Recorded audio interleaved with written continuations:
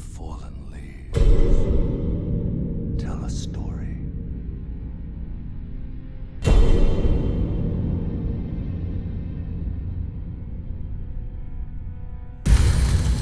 The great Elden Ring was shattered.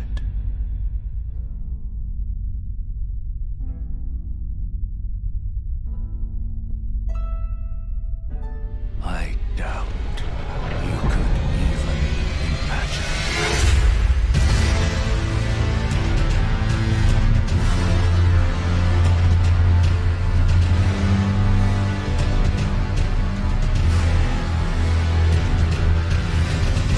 Together we will devour the very core.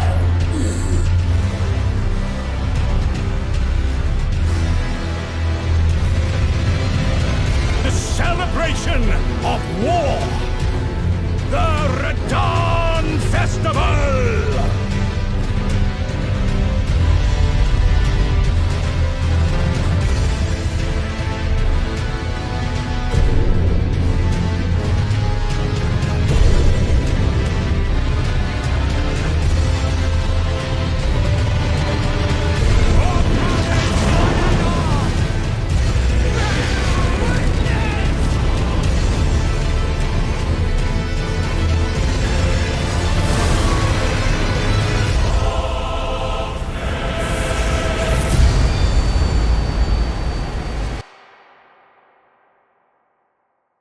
So if you couldn't tell by that introduction or the title of this video, I find Elden Ring, even years after its release, to be the textbook example of a perfect game.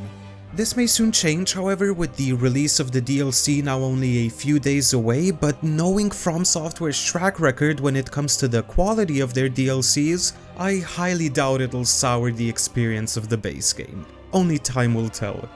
However, before fully getting into the positivity overload that is this video, I just quickly want to make something very apparent. I want to make it absolutely, unequivocally, 100% transparent that I am a huge fan of these types of games. I have 100% at Elden Ring, every Dark Souls game and Sekiro, while also playing through Bloodborne's 20 FPS experience on PlayStation 4 a couple of times. I've even done multiple challenge runs of them, none more extreme than the Soul Level 1 run, though that's as far as I go. So I think it is more than fair to say that I am absolutely biased towards what these games have to offer, which I don't even think is that much of a bad thing, because loving these games as much as I do leads me to so many different playthroughs where I just test random stuff.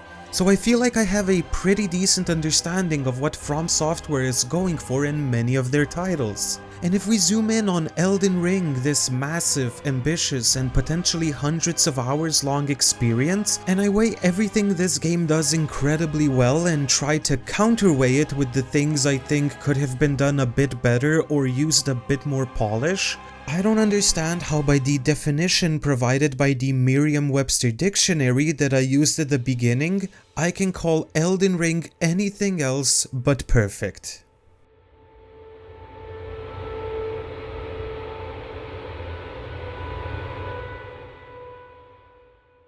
If you asked me before Elden Ring's release if putting Souls-like combat into an open world is a good idea, I would most likely answer, no, the fuck are you smoking? But there are so many parts about how the open world of Elden Ring is constructed and how many scenic vistas it takes you through, the rewards you attain, both practical in the forms of different weapons, equipment, sorceries and incantations, and so many others you get in the form of unique enemies and bosses to fight, hidden secrets to find, people to meet and questlines to complete, that even starting to put all of it into words I find to be almost impossible.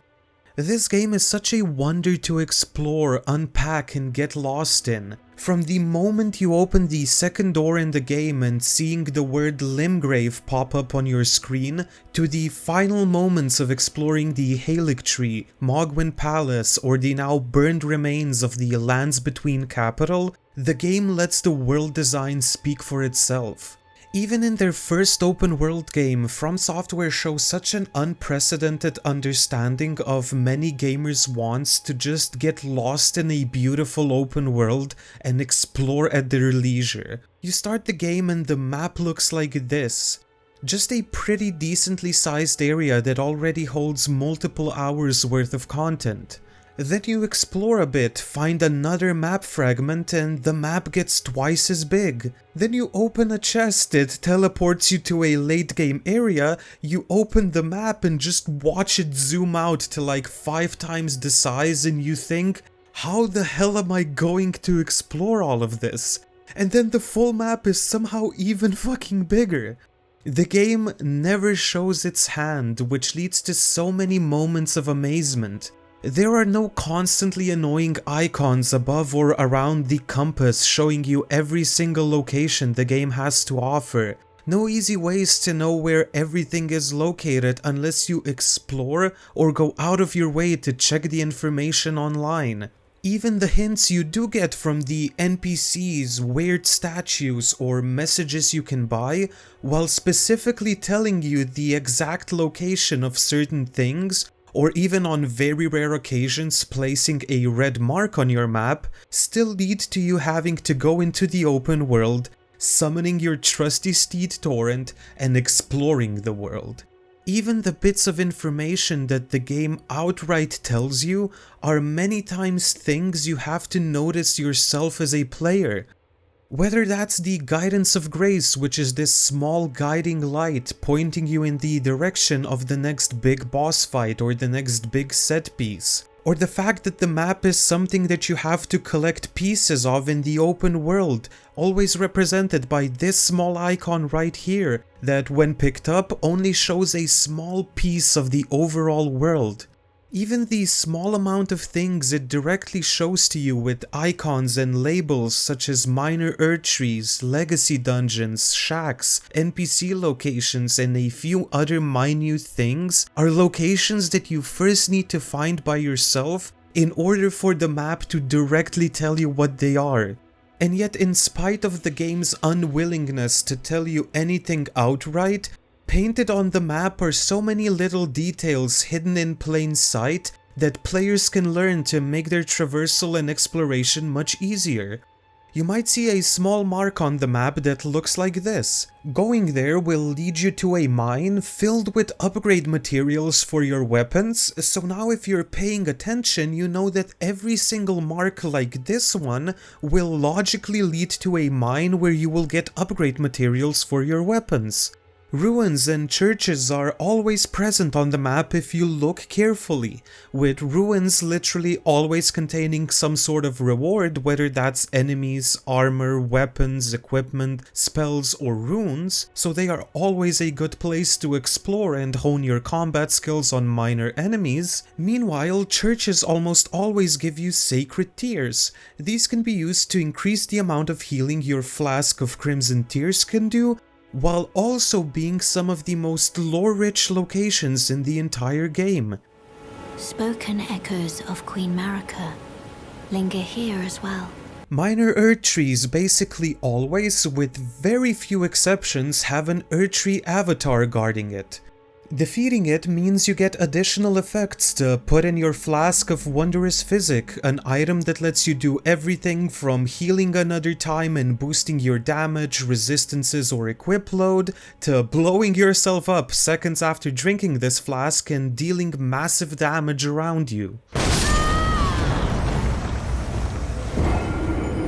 This world follows logical rules that the player can learn for themselves and use to their advantage. Not only that, but almost no matter where you are standing on this map, if you stop for just a second and you look around, there is an incredibly high chance that something around you will just be sitting there, screaming for you to go and explore it. Whether it's a minor Erdtree, a forest, a church, a castle, chances are if you see it, you can go to it right now and in the meantime find like 10 other interesting locations to explore. I swear, as a test, teleport to any site of grace you want, and unless you are exploring some of the more linear underground or even surface parts, chances are that just by looking around you, you can see at least 3 or 4 interesting locations or paths to go down. One of my favorite bits of, I guess you could call it trivia, is the fact that despite this incredibly large open world that feels like it just never ends, the second you walk out into Limgrave, literally within a few minutes of you starting the game, you can see the Forge of Giants. You know, the most endgame thing imaginable that isn't crumbling Farum Azula. Not only can you see a couple locations closely around you to explore, like the shallow lake and ruins a bit to your right, the First Church of Ele and Stormvale Castle where the Guidance of Grace even guides you towards, you see both the endgame and the main Erdtree that, you know, is kind of the main point of the game that serves as this humongous beacon of where you should be going, with you seeing it basically no matter where you are on the surface. This game does such a wonderful job of showing distant locales that just beg for your attention. And in these places you mix in not only tangible rewards and enemies that are a joy to fight, but also world-building elements, optional lore and secret tidbits for the attentive players. There are so many of these tiny secrets and weird, clearly intentionally placed parts. From the fact that there are actually 2 moons in the sky that can only be seen from the Moonlight Altar, both of which seem to be illusions made by Rani and Renala respectively, implying that even something as natural as the night sky of this world really isn't that natural, to the fact that certain astrolabes connect way too perfectly with one another for that to be a coincidence, and that you can literally see that the Erdtree you are so desperately trying to reach throughout the entire game is see-through and probably an illusion when looking at it at night from certain angles. This is further confirmed when arriving at Leyendell and seeing that this golden tree that is seen as this beacon of worship and order throughout the lands between is literally just kind of weirdly grafted on a regular tree, the likes of which even certain other civilizations have and are trying to maintain with their own different, slightly more bloody ways. I am going way too deep on the lore and story implications of this game's open world at the moment, but all of this just serves to provide evidence of how much care into the most minute details From Software actually put, without them ever making notice of them. Even over 2 years after this game's release, the community is still finding new things about this game, and being closely interlinked with said community ever since Dark Souls 1, I know more details are bound to be found even 5 years from now. However, quickly pedaling away from the lore implications of the world design, I find that even the dungeons, caves, towers, and heroes' graves that are scattered throughout the world, which are usually the community's least favorite parts of this game, to be incredibly enjoyable even hundreds of hours into the game. No matter how many reused assets and they all look the same critiques you can throw at the dungeons themselves, the truth at the end of the day is that despite most of them looking very similar, every single dungeon in this game has some unique part or puzzle to it that differentiates it enough from the prior. Whether they are just a simple dungeon with a few rooms, that one dungeon that uses teleporting chests, the one mindfucking you by putting an omen in the way, which if you kill will later seemingly be mourned by his friend, or the few filled with illusory walls and many others. This isn't even mentioning that, as beautifully explained by Zoli the Witch and many other people even over a year ago, these reused assets just help people know what exactly to expect in these parts of the game. When you arrive at a dungeon, you can expect a giant locked door at the beginning of the dungeon with a boss fight waiting behind it. This door can be opened by a lever that is positioned at the end of said dungeon. To make the path to the lever interesting, the dungeon itself is usually filled with traps, both of the fire-spewing kind and the ambush you from behind a corner kind. This path will always contain many gloveworts of different levels, an item with which you can upgrade your Pokémon.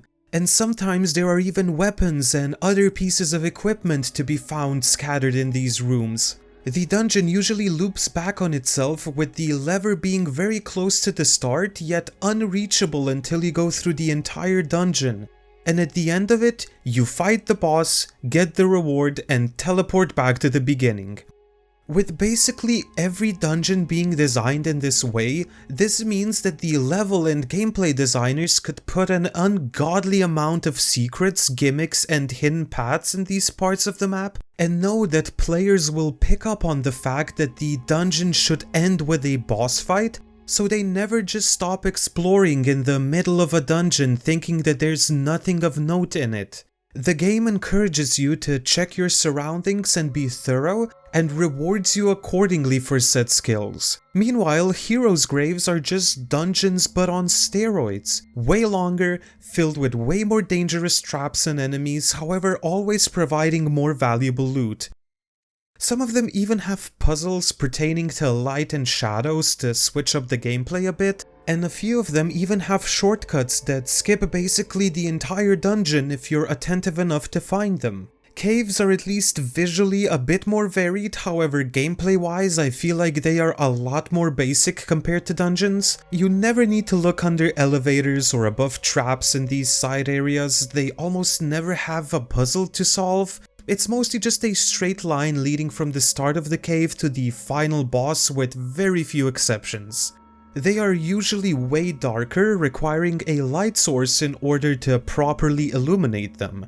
Instead of traps, they usually rely on environmental hazards like poison, scarlet rot, and gravity, and most of them are filled with crafting materials such as cave moss, and on a few occasions, they lead you to a different location or an NPC that you can talk to. And towers always have a puzzle you need to figure out in order to break a magical seal and gain access to their loot, which is always sorcery related. Whether it's finding 3 wise beasts, doing the proper gesture with the proper headgear, finding and following an invisible path, jumping on its roof, or even just ignoring the puzzle and parkouring around it, on a first playthrough they are decent enough puzzles that further encourage thorough exploration while never feeling too difficult to open, and yet they are still simple enough that on subsequent playthroughs you can open most of them in a matter of seconds. So all of these side distractions share a common design choice of usually being semi-tricky puzzles on a first playthrough, while also being so straightforward when you know the answer that they never waste your time on subsequent playthroughs, which to me personally is the best possible design choice a game can make when it comes to side content.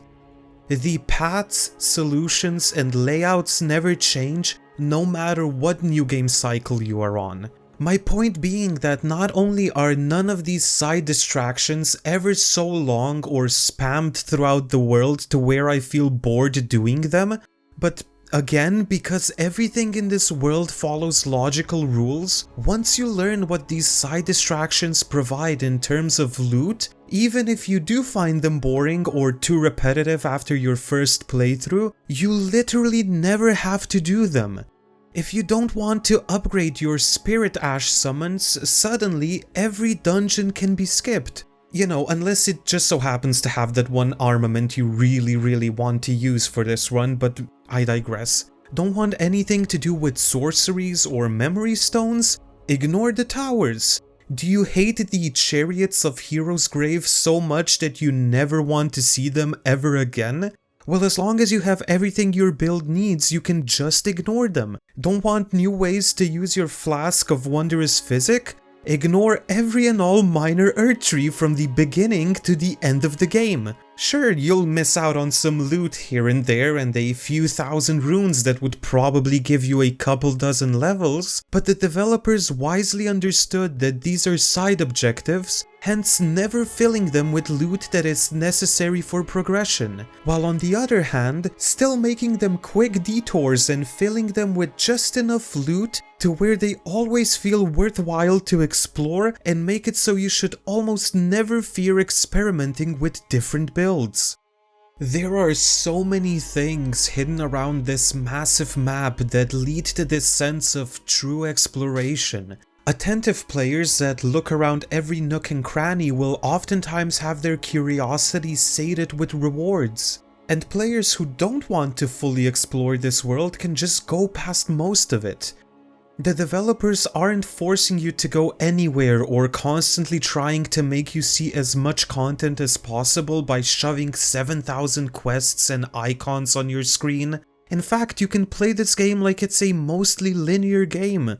Looking at the map from the beginning of the game to its conclusion, this is the only path you technically speaking have to travel, leaving like 99% of the game behind, never to be explored. And the game doesn't really punish you for it. But just the fact that after over 400 hours and multiple playthroughs where I really, truly and honestly tried doing as close as possible to 100% of everything in this game, I can still find new bosses, entire paths like this path in Crumbling Farum Azula that leads to a Great Shield and Talisman that I never picked up before, and a few enemy encounters that I had never seen before, shows just how much there is to find in this game. To me, finding a cave that leads to an entire underground civilization in a different open world game, where the developers tried their utmost to lead you to every single thing they placed in their world, feels way less rewarding and much less memorable than exploring some random buttfuck forest in Limgrave, fighting some giant bears, exploring some small ruins, and just casually stumbling upon a structure called a river well, and then stepping onto an elevator that looks just as inconspicuous as any other elevator, expecting that you might find, I don't know, a river or something? Just for the ride to take 10 times longer than any other elevator, and you slowly realizing that you're arriving at a long-lost underground civilization with its own impossible night sky, and that sinking feeling of, oh my god, what have I just discovered? And realizing that this game doesn't just have a giant open world above ground, there are even half a dozen underground open worlds to explore, some of which even connect in surprising ways between each other. When the game doesn't show everything it has to offer, it leads to a feeling of, I discovered a cool thing all on my own, instead of, wow, the developers really made sure that I don't miss this cool thing they placed in a game. Don't get me wrong, neither of these approaches to game design is necessarily better than the other, I just know which one I personally prefer. How From Software managed to not only pack this world with one incredible scene that looks like a painting after another, after another, after another, and then 5 more on top of that, while filling it with so many different locales and different enemies and secrets and NPCs, is beyond me. All I know is that in my eyes, they have set a new gold standard for open world video games. But none of this matters if the open world can't be explored quickly and efficiently. So what From Software did is they decided to give you a magical horse named Torrent that you can summon with the press of a few buttons, that is fast, can double jump because of course he can, he's magical, that you can even use in combat if you so choose, making him the perfect tool for hit and run tactics, and most importantly, he is incredibly responsive, doesn't have this weird magnetic pull that certain other horses have that try to prevent you from crashing into a tree just for you to crash into a different tree. He is easy to get off of as he just disappears whenever you want him to, and also magically appears whenever you want him to, while also allowing you to loot while on horseback. These are all things you don't know how much you need until a game comes around and just does it, and casually ruins every other game where you ride a horse. What's even more than that, the open world you explore with Torrent never feels limiting. Aside from a few choke points that require you to kill a certain boss or find 2 halves of a medallion, which, by the way, when you find one half, it literally tells you where to find the other half in the description, you are free to explore whichever area you want. Everyone knows that without killing a single boss or enemy, Caelid, Limgrave, Siofra River and the Weeping Peninsula are all immediately explorable areas.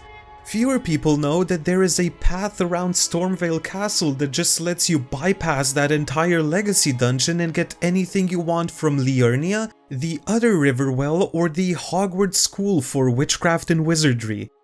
But then even fewer people know that if you go down the giant wheels in the middle of Rhea Lucaria Wizard School, you arrive at an Abductor Virgin enemy. If this specific enemy kills you with its grab attack, it will teleport you to Volcano Manor, and by either defeating a boss fight there or doing a very specific jump, now you can explore the entirety of Altus Plateau. This of course is not even mentioning that you can just run and grab the 2 medallion pieces that let you just ride the elevator to Altus Plateau, while also not mentioning that by using some cheeky glitches or by luring an invader into your world and waiting for him to pull the lever of this elevator, you can even explore Leyndell. Technically speaking, before killing a single boss or enemy in this game, this is the area you can explore. Over half, if not 3/4 of the map and all of its loot at the tip of your fingers from the first second you open the door that lets you explore the open world. Sure, for many of these places you will be underleveled and die very easily, and there is a pretty clear difficulty curve the game is pushing you towards, but it also never feels like it's holding your hand or forcing you to go out of places you clearly shouldn't be at yet. In a game as fairly designed as Elden Ring, within literally a few minutes you can be teleported to a fuck tunnel of epic proportions, with enemies that one-shot you from the other side of the tunnel, and yet with smart and skilled play, you can clear that entire tunnel right at the start of the game and reap its rewards. Speaking of enemies, yeah, the world of Elden Ring is filled to the brim with enemies. So many enemies.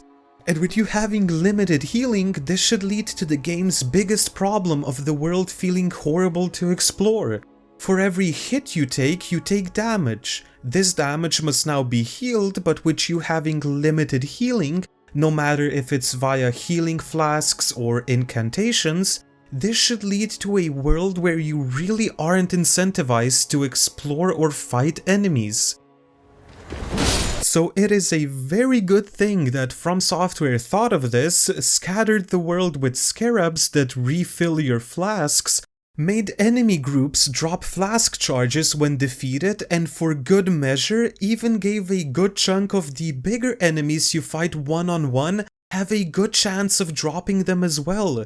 The number of times I barely survived on a sliver of HP with no flasks left just for me to not panic or even teleport to a site of grace, just find a small group of enemies, kill them without taking a single hit, have them refill 1 or 2 flasks for me so I could heal and then just continue exploring, and for that to snowball to me even getting back to full flasks is astonishing. I was able to clear out like half of Caelid and its giant crow dinosaur dog scarlet rot infested soil in one swoop, while constantly staying on a comfortable amount of healing. Which is exactly the reason why I love exploring and fighting enemies in this game. That and the fact that the enemies are just incredibly fun to fight, but we'll talk about that in a minute. Mix that in with the fact that even if you do die, you can get back to where you died to pick up any lost runes within just a few seconds, and exploration all of a sudden becomes exciting and rewarding while never feeling tedious. And this lack of tedium and unnecessary downtime while exploring is not just because of torrent, mind you, but also due to the fact that the world is filled to the brim with both sites of grace and stakes of Marika, so that even if you do die, you almost never lose more than a minute of progress. Sites of grace are quaint little things that you can activate and choose to sit at. Activating one will not only mean that you heal yourself and refill your healing flasks, but will also respawn every enemy you killed and then return them to their starting position. The next time you die, you will respawn at the last site of grace you sat at, so think of them as your checkpoints or save slots. For every site of grace you find and interact with, that grace now shows on your map, allowing you to fast travel to it at any time and place, unless you're in a combat scenario or just arrived in a dungeon. That means that if you want to go over here where you already were 70 hours ago and check if you missed something, you can just teleport there without any significant downtime. And with graces usually being within literally a minute of each other, if not even less, the game really prioritizes minimizing the downtime between the really fun parts of this game, with Stakes of Marika being just another example of that. These are small stakes that exist before virtually every boss fight, unless lore reasons, and even around certain other parts of the map that make sure you almost always respawn close to where you died, with the game even giving you the option to choose where you want to respawn whenever you find yourself in proximity to a Stake of Marika. Long gone are the tedious and lengthy runbacks of previous Souls games where the challenge was as much getting to the boss with as many flasks as possible as it was to actually beat the boss fight. This is Elden Ring, baby, it's not Dark Souls, and everything has changed. It's not just the fact that we have an open world that has changed, but so many other aspects changed with it. Most notable of these aspects being the enemies and their placements, and even how you approach many of these encounters. Which leads me perfectly to...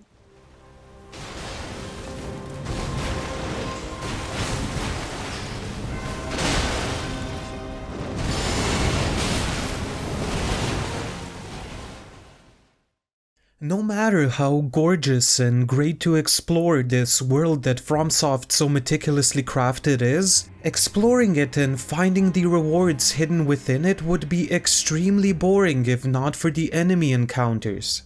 Now I want to make this very clear again, you can ignore every regular enemy encounter in this game. You can run past them, sneak around them, bait them away, or aggro them, and while they are aggroed, still loot corpses and chests. But with just the pure quality of encounters From Software put in their games, I find so many of them in this game to be extraordinarily fun for a variety of reasons. Firstly, unlike so many other games which rely on level scaling, where enemies get X times amount of damage, HP or armor for every level that they are higher than you, Souls-like take that concept and spit in its face. No matter at what level you arrive to a fight, whether you're level 1, level 50, level 69 or 150, with a +0 tiny dagger or a +25 giant bonk stick that is buffed with the power of God, the enemy will have the same amount of HP and deal the same amount of damage, and because of that will never waste your time. Mix that in with the fact that a simple enemy like the Caden Sellsword, an enemy that you can find literally dozens of in the open world, is a more interesting, mechanically deep and difficult encounter than many games' final bosses, and you're left with a game where just the enemies' movesets alone bring such an incredible amount of depth to the table that the table might as well be located in the Earth's outer core. And this enemy's HP bar can usually be depleted in 4 or 5 hits if you're the quote-unquote proper level for said encounter. This isn't even close to a 5-minute long boss fight when in many other games it would have been. And just so we're clear, when I say that a fight like the Caden Sellsword has more depth than many games' final bosses, I am even clumping in some of From Software's previous titles just so I don't come across as just hating other games. They have come a long way since Demon's Souls and Dark Souls. You then mix in the fact that this one enemy can be surrounded by other enemies, whether it's wolves, archers, other Caden sellswords, and even other similar knight-type enemies, each one of these fundamentally changing both the difficulty and dynamics of said encounter.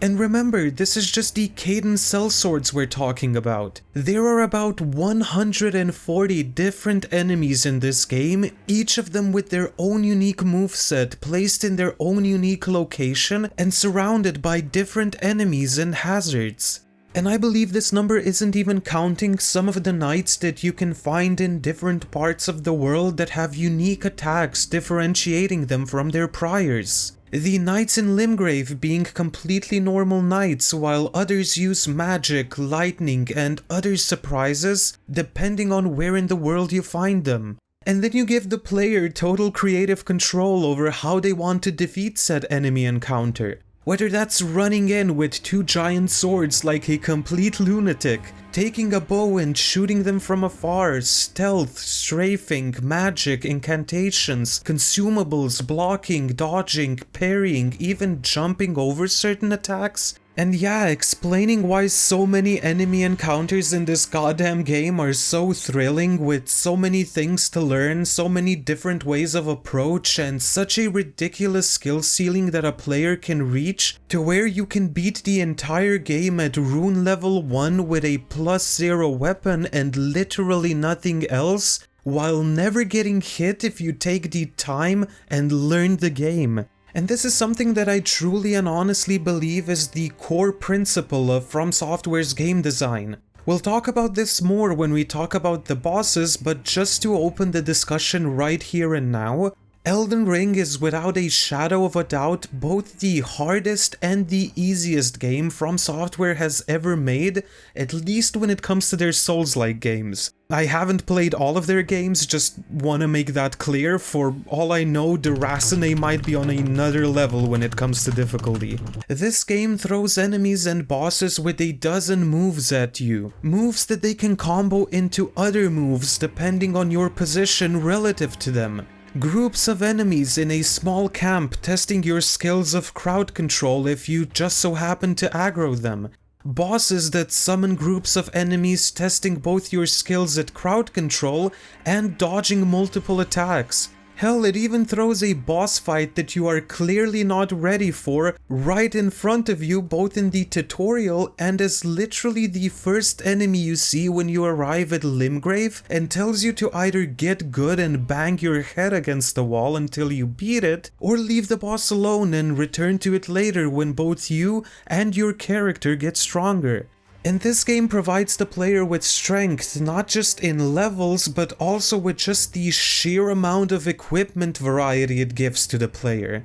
This game has over 300 weapons, split into like 30 different weapon types, each type with their own unique moveset and hence unique pros and cons. Sometimes weapons of the same type even have different movesets and damage types between each other. You can even power stance them, meaning you hold a weapon of the same class in each hand, completely changing your moveset yet again. There are like 50 shields, 100 incantations, 70 sorceries, craftable equipment, ashes of war that you can equip onto your weapons. Some weapons have completely unique ashes of war that you can't change or put onto any other weapons. You can literally summon 64 different Pokemon that can help you both in boss fights and many regular enemy encounters. And all of these things exist on a spectrum. From absolute dogshit that feels like you're intentionally handicapping yourself if you use them, to I'm gonna commit a war crime with the press of a button now. Thanks for the free 50k souls, guys. Albinorix, more like Albigonric. That was honestly terrible. And the game gives you all of these choices and inadvertently tells you to pick your own preferred way of playing and your own preferred difficulty. Do you want the game to be challenging with you only using a battle axe and nothing else like I did on my first playthrough? Sure, go for it. You want to step into a boss room, pop Terra Magica and the Crimson Flask that makes you not use FP for 15 seconds and just Kamehameha boss fight, killing it in 3 seconds flat? Here you go, have fun! Oh young Timmy, you just learned what poise breaks are and how easy it is to do them? Be my guest! And it's not just the equipment you choose that changes the difficulty so drastically, but also how much and how thoroughly you explore the open world. You see, you probably won't be able to use half of the really overpowered stuff if you don't explore and don't follow quest lines. Yeah, Mimic Tier is nice and completely busted, if you even manage to find it. And even if you do find it, there is nothing guaranteeing you that you will be able to get it to +9 or +10 for it to be useful against late game bosses, except if you go out there and explore and find dungeons and underground areas, so you get the materials necessary to actually upgrade it to a +10. Which, by the way, you can just add all of the things I said over the course of the past chapters as reasons to why this game is such a joy to explore. Not only does the game constantly reward you with hundreds upon hundreds of different equipment of various strength, but by taking your time and actually exploring your surroundings, you can end the game with over a dozen weapons upgraded to max level, with your character ending up at around level 180, meaning you have so many more options when it comes to your final build and trying out new stuff than if you just rushed through it. Mix that in with the fact that by finding smithing stone bell bearings, items that let you buy unlimited upgrade materials with which you can get as many weapons as you want to the second last upgrade level, whether that's +24 for regular weapons or +9 for somber weapons, and there is no reason for you not to experiment and try different builds. You can even respec your character at any given moment if you have an item called a larval tier, and you can find a dozen of those through a single playthrough without even having to farm them. Again, this all leads to so many different ways of fighting enemies and bosses, which leads to you being able to find your preferred style of playing, which leads to player creativity and the player being able to dictate the difficulty for themselves, and on we go. This game somehow works perfectly as both a power fantasy game where you become this god-hunting tarnished, so efficient at your job that gods and legends that have lived in this world for thousands of years, dictating the world around them that led armies of thousands, just drop dead in a few seconds, while simultaneously being a game where with skill and dedication you can conquer the odds and become the little tarnished that could, with a couple of low damage whips in hand in a dream. And I understand this is something incredibly difficult to quantify or really properly show via footage, but the game just feels so goddamn good to play, man. To me, just engaging in this game's combat system by dueling it out with enemies and getting better and better and understanding enemies' movesets more and more is oftentimes reward enough. Like, ignoring all of the enemy's complexity and players' choices due to their respective movesets, just seeing an enemy flinch for each of your attacks in a semi-realistic way adds so much to the feel of the game. They react to getting hit, you can throw them in the air with certain attacks. Other times you pancake them into the ground. Backstabs, parries, and ripostes feel as great as ever, not just because of the animation, but the sound design as well.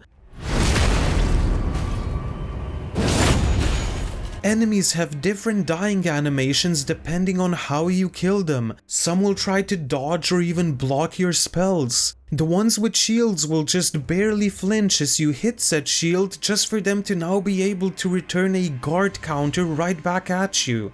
The player character is never slowed down, their movement speed, rolling, attacks and jumps staying the same both when traversing the open world or when fighting enemies. The only two exceptions to this rule being when going through certain world hazards like puddles of poison, which many times slow you down, and the fact that stamina is a thing that you have to manage in combat. Meanwhile, in exploration, you have an unlimited amount of it, which, sweet Lord baby Jesus, thank you so much for this. This leads to not just a well-defined game, but a world where the player is able to obtain such a potentially deep understanding of its physics and how to use them to their advantage, that they will many times find themselves just jumping face first into encounters with potentially dozens of enemies and arriving on the other side of them mostly unscathed. And that moment when a combat system like the one Elden Ring provides to its players, when it clicks and you get it, is one of the greatest feelings you can get in a game, a feeling that a grindy, loot-driven, level-based combat system will just never provide. And that is why I seriously believe that literally every part that I have talked about, and even more things that I have yet to talk about, work so perfectly to where I believe they complement each other and make the entire experience of the game as a whole that much stronger. Exploration is quick and doesn't waste your time. It leads to enemies that are incredibly fun fights, which lead to you getting better as a player and your character getting stronger. This leads to you being able to use more and more different weapons and spells, which you will only find by exploring the open world. And on you go in this circle. And if you just so happen to be happy with your build, you can completely ignore this circle and go straight in the line of least resistance, only fighting the main bosses, most of which you will find in legacy dungeons. Is there anyone out there that can help me write this section? No, seriously, I'm not joking. How am I supposed to even begin explaining how in my mind, if I were to take the Undead Burg from Dark Souls 1, surround it with the High Wall of Lothric from Dark Souls 3, add the Iron Keep from Dark Souls 2 above it and connect it with a nonsensical elevator, and end it with Bloodborne's Castle Cainhurst as the climax with some of Sekiro's gorgeous fields in the middle, I still don't think that area is more complex or riddled with secrets than Elden Ring's first legacy dungeon, Stormveil Castle. Well, at least there aren't any other legacy dungeons that FromSoft put in this game.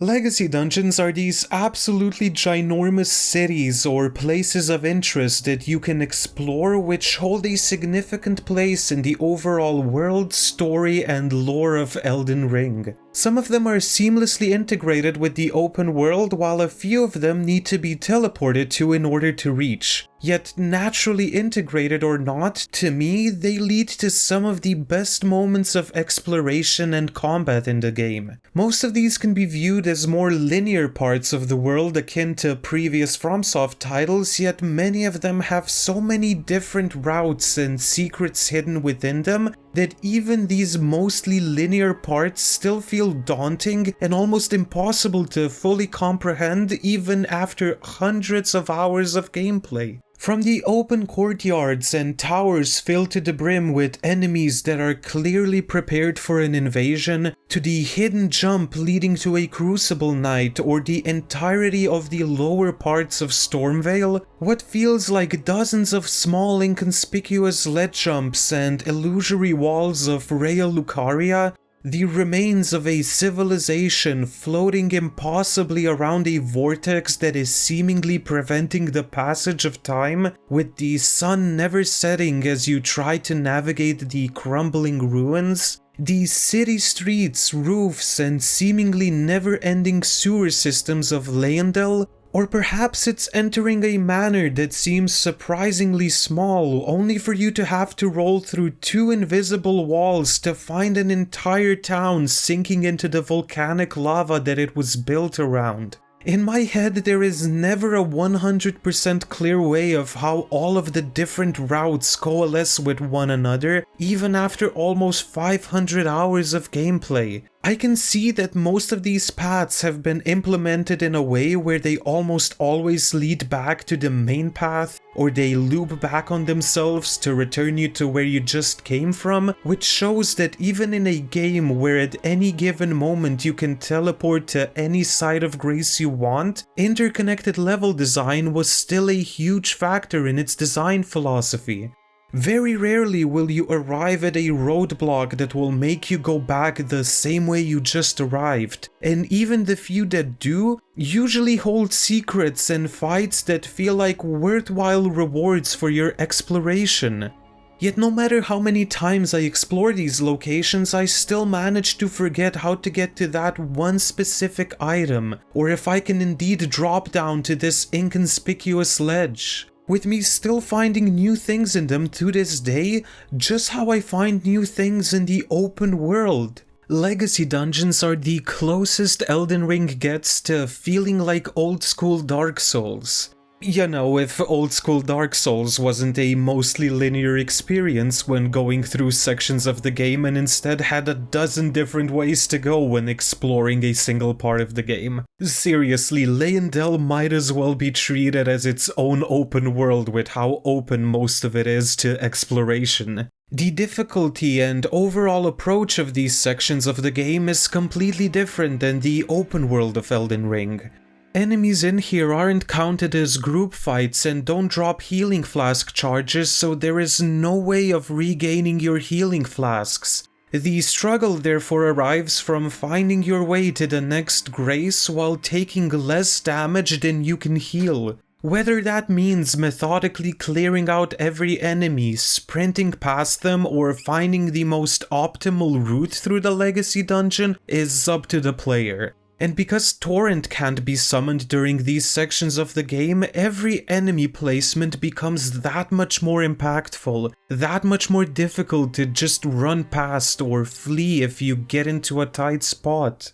Mix that in with the fact that when it comes to Legacy dungeons, there is no map provided that would give you a more detailed view of these absolute mazes, and you need to be constantly vigilant of your surroundings, not just for enemies, but also so you don't get lost. So what you're left with are these tense, enemy-ridden mazes that you have to navigate through yourself, while also trying to remember the path you just took in case of your untimely demise. Again, calling back to the wonderful game design of previous FromSoft titles. Except this time you add to that the multiple ways of navigating through many of these sections, the new stealth mechanics, the myriad of new equipment to play around with, the many shortcuts you can open, and the fact that many of these parts seem to have been made with a lot of potentially deadly falls, verticality, and parkour in mind, and you are left with some of the best feeling interconnectedness and rewarding exploration since that beautiful elevator that connected Firelink Shrine and Undead Parish all the way back in Dark Souls 1, at least in my opinion. And to top it off, every single one of these legacy dungeons is capped off with an incredible boss fight.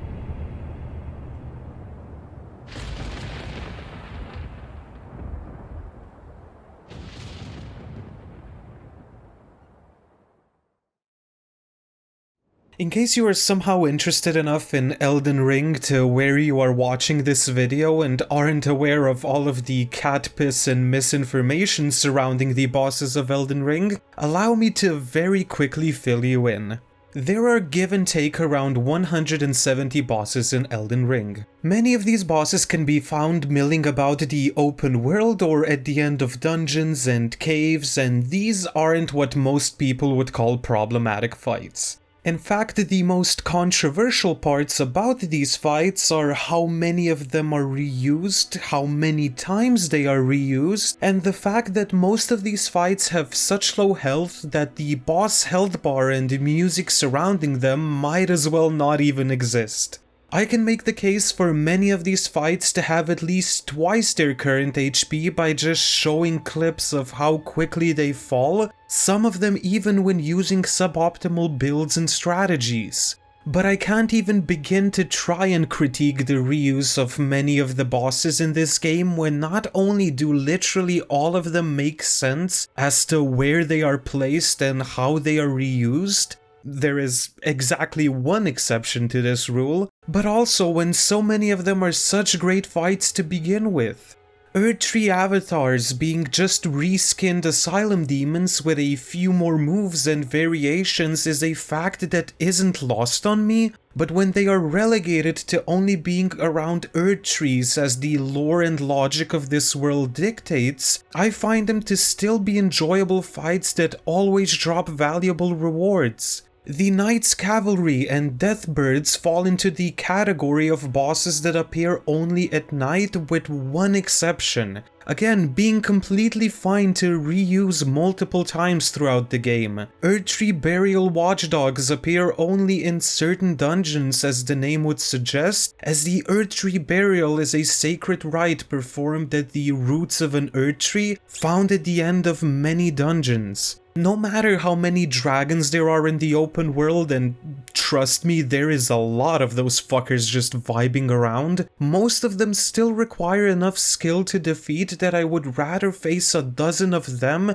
than one Skyrim dragon. At their worst, the tree spirits are put into small rooms where they clip through walls, making it really difficult to see exactly what they're doing, but as a recurring boss that usually drops golden seeds, they are completely fine, and once you get used to their moveset, even the wall clipping becomes a non-issue. The Crucible Knights are fantastic fights with a few variations that work perfectly as their own boss fight or random mini-boss encounter in the world. Same goes for the Tree Sentinels, Godskins, Magma Worms, and Falling Star Beasts, and many of the other boss fights that are just regular enemies or NPCs put at the end of dungeons, caves, or Everjails, most of which are just late game enemies scaled down to part of the game you're located at stats. But as mentioned earlier, even some of the regular enemies in this game are incredibly tense and skillful fights with dozens of attacks that can combo into other attacks depending on your position in the fight, many variations, etc, etc, etc. In short, aside from Godfroy, I find all the reuse when it comes to bosses in this game to be completely fair game, especially when every single one of these bosses brings something new to the table and is such a joy to fight. Even Astel being reused once is fair game once you understand that Astel isn't a singular being, but a race of beings that evolved from a falling star beast to those upside down Astels that serve as environmental hazards in many underground locations to their full form. Honestly, I find the most controversial part of this reuse being the fact that the second Astel isn't locked behind some magical barrier made by Ronnie, but behind a wooden door? Seriously, a being that is able to teleport and literally summon meteors from thin air is stuck behind a wooden door. Fucking Lamau. Where most of the conversation of this game's quality revolves around is the main bosses. The Shardbearer bosses, the Remembrance bosses, the bosses that sit there and directly impede your progress, and even some of the optional yet extremely difficult late game bosses. And if I haven't made it 100% obvious before when I called it cat piss and misinformation, I believe that many of the videos surrounding the negative discussion when it comes to many of this game's boss fights are horrible and show a basic lack of understanding of not just Elden Ring's combat, but also Dark Souls combat in general. These have now been debunked countless times, and this is just me adding my 2 cents to the burned remains of these mostly long-gone conversations. And just to make it clear, I will have footage of me fighting bosses in the game in the background while I sit here and talk about them to show that I'm not some god gamer. I do still struggle with them, I get hit all the time and, of course, even die to them.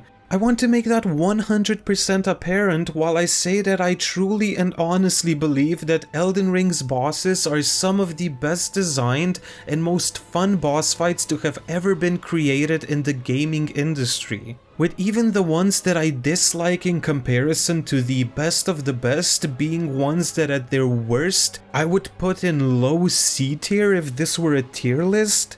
Now, to be fair, this is after hundreds upon hundreds of hours of gameplay and literally dozens if not hundreds of attempts. Many of these attempts and hours slowly rewiring my brain to better understand the game and what it's all about. But I see this as an absolute positive because somehow, even 400 hours into this game, I am still learning new things. I am still learning new ways of approaching the bosses, finding new weaknesses, and trying out stuff like new Ashes of War, jumping over certain attacks, outspacing attacks, hitting bosses in between their attacks, and so much more. Elden Ring is a treasure trove of mechanics that you can either master or play around by using really strong weapons and tactics. For instance, while scarcely present in From Software's previous titles, many of the boss fights in this game have combos that can end early or branch into other combos depending on your position relative to the boss. They will do a move, and if you get close to them, they will combo this move into another move. Stay far away from them and the combo potential ends right there, with the boss needing a few moments to return to a neutral stance before continuing to attack. The best part of this system being the fact that many of these combos are many times interlaced with incredibly slow attacks where the boss winds up for a few seconds before attacking. These attacks lead to so many expressions of skill that listing every single move where you are safe to attack would literally lead to this video being 5 hours long. And with me still to this day finding new ways of punishing bosses, the list wouldn't even be complete. My personal favorite find to support this point happening on my Rune level 1 run of this game, when I found out that what at first appears to be a relatively quick attack can be punished with an attack from a quick weapon, then rolled with and then sprint attacking him before dodging the follow-up he does when you're close to him, only to then hit him again before he even has a chance to retaliate. And to reiterate this again, I am finding new ways of dodging and punishing slow attacks and combos literally 400 hours into this game. And there are countless videos, some of which even made to this day, that sit there and completely miss the fucking point of this part of the game. In Elden Ring, my patience is being tested to wait, and wait, and wait, and then hopefully the Witcher 3 video comes out and there isn't some secret extension to this combo I'm punishing that I don't know about. Hopefully the boss doesn't dice roll on resisting a stagger or randomly decide to dodge away from this hit, denying the opportunity I had to wait so long for. Melania can be open after this attack, leaving a wide window while she's stuck in the animation. Normally, that would be the end of the read and your reward for successful evasion. However, she will sometimes cancel this immediately into a leap upward. This bounce not only escapes your attack, it leaves you stuck in an attack animation that you thought was safe. Instead, you're now dead for taking a trap opening that is inconsistently free. Imagine in this case where I held back my attack and I successfully dodged the follow-up, she immediately began waterfowl dance afterward. Morgott is a culprit here. Just take a look at how long his attack chain goes on in this sequence. Morgott thrusts with his spear, does a 4-hit sword combo, then pulls out another sword, does a 2-hit combo with it, pulls out a dagger, swings it twice, then pulls out a hammer to do a mini spin attack, and then he's done. This is exactly why I believe that the well of Elden Ring boss discussion has been poisoned to the point of no return. People completely misunderstanding the core gameplay loop of Elden Ring's boss design. But just to extend an olive branch here, I am not in love with every boss in this game. To me, the Fire Giant and Godskin duo are easily my least favorite bosses in the game. By the way, the name Godskin is a double entendre because they are literally God's kin, while also skinning gods and wearing their skin as armor. so I am not sure if it's pronounced Godskin or Godskin, but I feel like Godskin rolls off the tongue way better, so I am rolling with that. Get it? Rolling?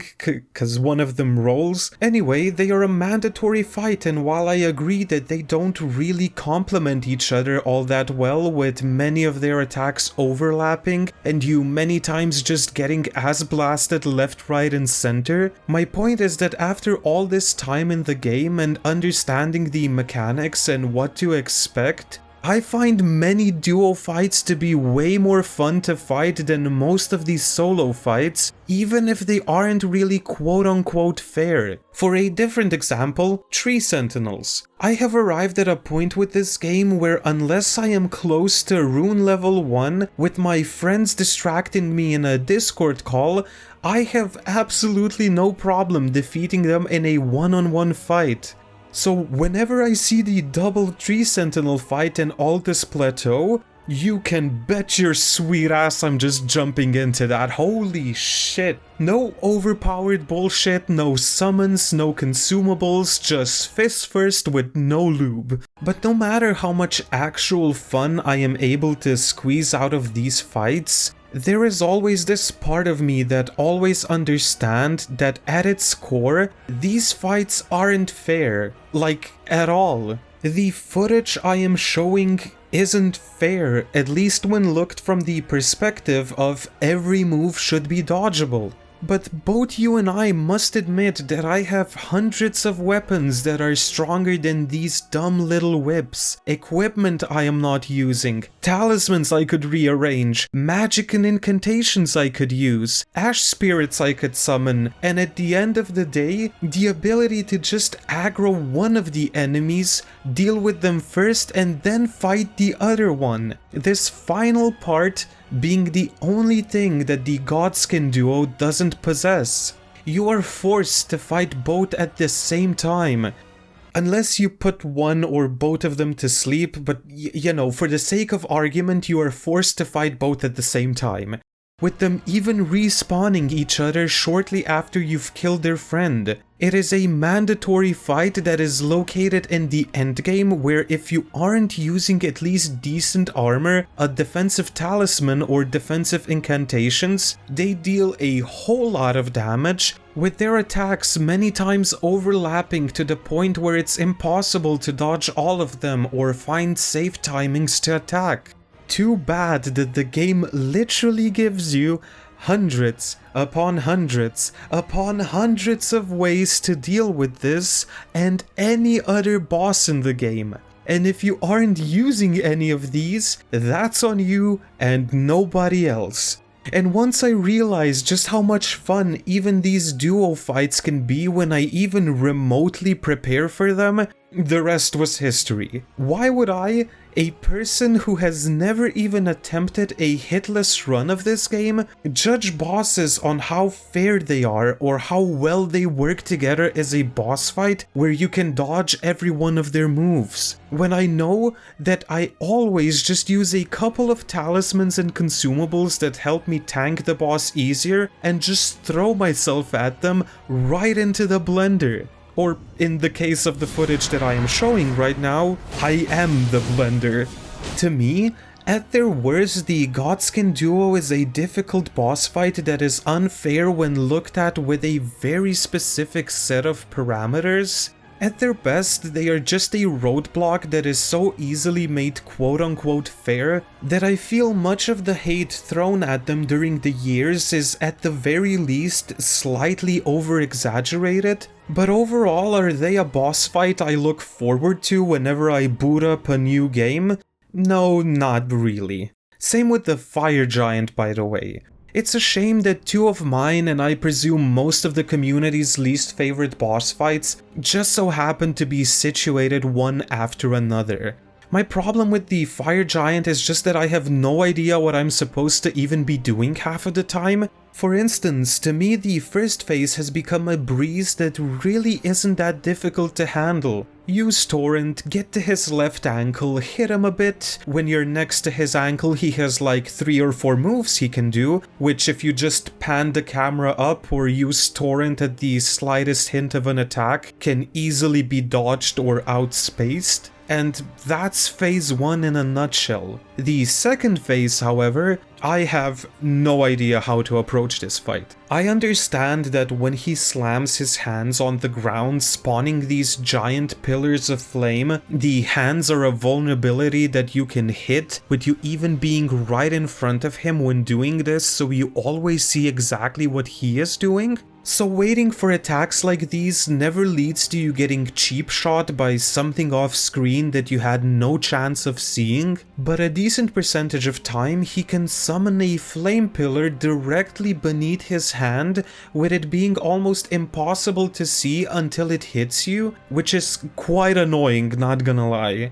Some of his other hand slam attacks are way safer to punish, but his hands stay on the ground for less time, so even with some pretty decent weapons, it still feels like you're chipping away at his HP way too slowly. On the other hand, going behind him and hitting his now broken off leg means he takes way less damage and has a genuinely insanely high chance of rolling away, leading to you just kind of chasing after him constantly. And heaven forbid you're at the edge of the arena where he can't make enough distance to you while rolling away, because I have seen this boss spam this roll away maneuver that is also an attack like 4 times in a row, with you just staring there impotently. I don't know, I don't dislike the fight by any means, I just feel like no matter what I try, I can never get to the bottom of how the fire giant is meant to be fought in his second phase. Hit only his arms and belly face, and you need to wait and hope that he does the right moves, with some of the moves getting him off the ground so fast that if you don't go to his weak spot immediately, you won't even be able to punish him. And yet attack his legs and he will take less damage, but you will deal said damage more reliably. You will however also be much closer to him, meaning you won't really see what he is doing. And his pyromancy attacks can and will still hit you here, with him many times rolling away to create space. Again, I probably just don't get it. Maybe with more playthroughs and more experimentation I will get it and this fight will go up in the rankings a bit. Maybe magic was the solution all along, but as of right now, this fight usually ends up being a game of tag or a game of Simon Says, with you just waiting for Simon over here to do the attacks he says you can punish. Which is exactly how many players would also describe the sentient potato dildo that I am showing on screen. Spoiler alert, we are now done with the bosses I am kind of neutral towards. All 2 of them. And are going into full-on defense mode because apparently even the best bosses in this game are flawed to their very core, and FromSoft don't know how to make boss encounters anymore. Elden Beast is a boss that, unlike Simon, I figured out. And when serving as a second phase of the final boss of the game, is in my opinion a fantastic finale to the game. Ignoring all of the incredible aspects of the fight like the visuals, design, soundtrack, lore implications, sound design, and atmosphere that everyone and their mothers seems to have noticed, even when they dislike the fight, the Elden Beast is as much of a fight where you need to understand the dodge timings of many of its long-range attacks, as it is a fight where you can shave off literally minutes of time just by understanding how this boss works. Take for instance his attack where he flies into the air and spawns rings on the ground. Run forward and all of a sudden the boss is on the other side of the arena. Turn 180 degrees away from him though, jump over the rings, and there we go, the fucker spawns right next to you. He might start attacking very quickly afterwards, but if you understand how to unlock the camera and point it up and just, you know, dodge, or even better, position yourself properly, he will then sit there letting you wail on him with all of his attacks missing. Seriously, as long as you aren't using holy infused daggers, you will be shocked at how easy it is to get this guy down to half HP within literally a minute or 2 of the fight. The fight essentially boils down to Elden Beast floats away. You run after him while dodging his arsenal of attacks clearly designed towards long-range combat. You get to him, and as long as you manage to dodge even semi-decently, it has so many attacks where it just kind of sits there and wastes time,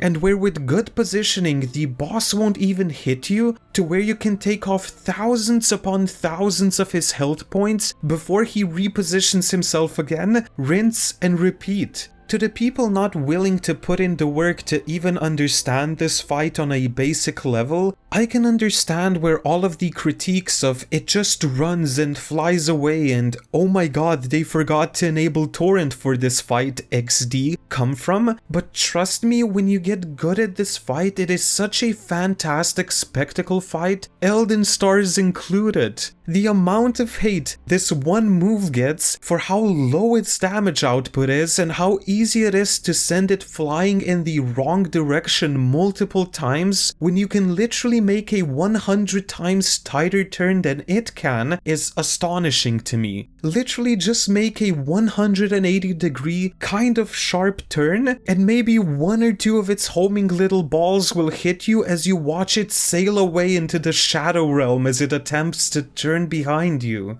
Again, all of this is ignoring that there are even ways of just outspacing the attack or posture breaking the boss as it's summoning them to where you don't even have to take a smidge of damage if you so choose. I can't say the same about...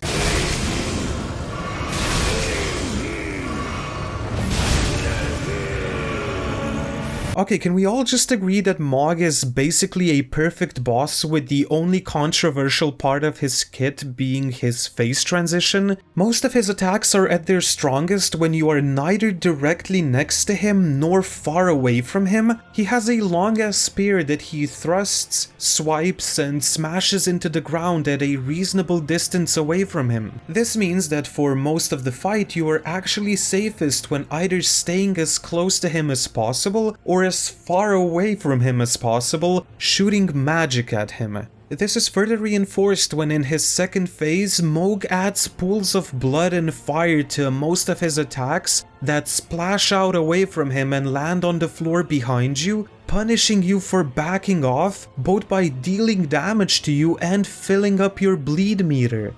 What I love so much about the mechanics and flow of this fight is that the game kind of insinuates that backing off him to, for instance, search for a safe moment to heal, or kind of relax for a second and catch your breath, is heavily discouraged and even punished if not done properly. Yet when staying close to him, he still has an entire arsenal of moves to deal with that you have to properly dodge and understand when there is a safe time to heal. Yet because of all these mechanics combined and even a few more, at its best it leads to this being one of the most pedal-to-the-metal intense boss fights imaginable, where you really need to understand the boss fight. And yet his face transition is still to this day something that leaves a sour taste in many people's mouths. I want to make this absolutely clear. I love this transition and the mechanics of it so much that even when I do have the purifying crystal tear in my inventory, I never use it. I even had it on the playthrough where I recorded all of the footage and I didn't use it, so I have no reference footage to show what it even does. Nihil is a move that is slowly built up to, with Mohg at certain health states counting down in Latin, surrounding you with rings of blood. When his HP reaches 50%, he stands still, thrusting his spear into the air, doing a tick of unavoidable damage for all 3 of the rings he spawned around you. These also stagger you and require you to heal 3 times, essentially burning through 3 of your flasks. Even with the purifying crystal tier, you still take a bit of damage, so you're not 100% safe even then.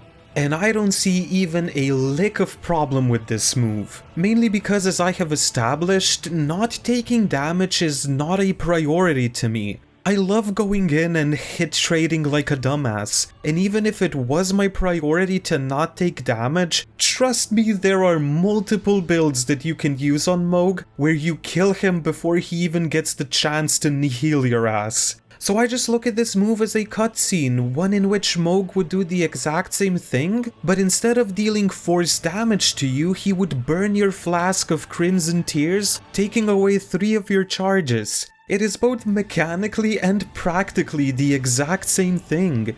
And I am fairly certain that if this mechanic where a boss takes away your healing was done in a cutscene without damaging you, many of the people that have a problem with this move wouldn't have a problem with it. The irony here being that, again, mechanically and practically these are the exact same thing. Taking away 3 of your healing charges in a cutscene without damaging you, or taking away 3 of your charges by dealing emotional damage by calling you a pathetic waste of space, is exactly the same thing. Ironically, the game is actually giving players ways of countering this move that a cutscene just can't provide. Whether that's dealing more damage to the boss than just getting him to 50% HP, using the Purifying Crystal tier, staggering him right before he does the move, summoning an Ashen Summon prior to or even during the move, even killing the boss before he gets a chance to transition into his second phase. To me, seeing a transition like this one happen in real time is oftentimes way cooler than a transition happening in a cutscene. Notable exceptions excluded. While I also understand that the game is actually giving me ways of countering and mitigating the loss of 3 of my health flasks, ways that a cutscene just can't provide. I am Melania, Blade of Mikola.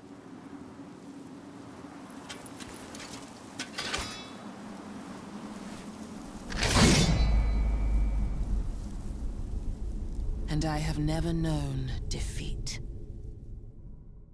While talking about Melania, playing in the background will be footage of me defeating her with power stanced plus 25 and plus 23 whips. The damage I deal is actually garbage. The recovery speed of my attacks might as well be compared to the turning speed of the Titanic, with the only good thing about this build being the range and width of the whip's attacks. You will see that during this fight I don't play perfectly. I don't properly dodge, outspace, or Raptor of the Mists many of her attacks. You will genuinely see me make some really stupid mistakes, like using Raptor of the Mists into a 3 to 4 hit combo like the dumbest that I am, and yet still beating her first try. You will even see me get caught in a waterfowl dance because I never learned how to dodge it the quote-unquote speedrun way, because again, I do not see how this move is even considered problematic.